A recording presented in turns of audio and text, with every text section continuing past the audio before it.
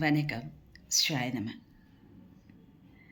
நாம் எப்போதுமே நம்முடைய எண்ணத்திலையும் கொள்கையிலும் தெளிவாக இருக்க வேண்டும். நம்முடைய மனசு சுத்தமானதாக, அதாவது தூய்மையானதாக இருந்துவிட்டால் போதும். நம்ம கூட இருக்கிற எல்லாருமே நல்லவங்கன்னு நாம் எதிர்பார்க்க முடியாது.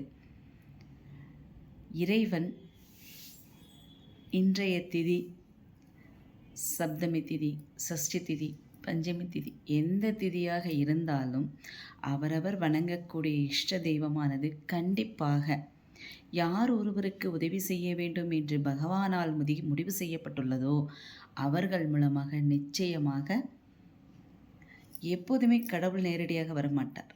தூதுவர்கள் மூலமாக தான் வருவார்கள். அவர்களுக்கு என்று எந்த விதமான எதிர்பார்ப்பும் இருக்காது.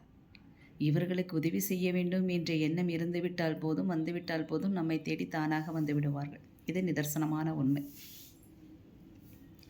அதே போல ஒருவருடைய உள்ளத்திலே ஒன்று வைத்துவிட்டு மற்றவர்களிடம் ஒன்று பேசிவிட்டு தன்னிடம் ஒன்று பேசிவிட்டு நடப்பதும் சரியல்ல.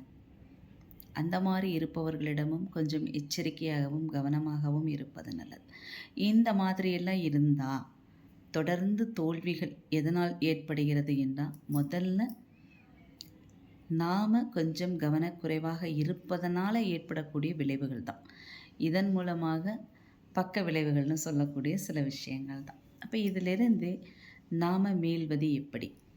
சஷ்டி தோறும், சப்தமி தோறும், பஞ்சமி திதி தோறும் தொடர்ந்து வாராகி அம்மனை, சரவண பவனை, சூரிய நாராயண பெருமானை தொடர்ந்து யார் ஒருவர் வழிபட்டு வந்தாலும் நிச்சயமாக எதிரிகளால் எந்தவிதமான தொல்லையும் இருக்காது.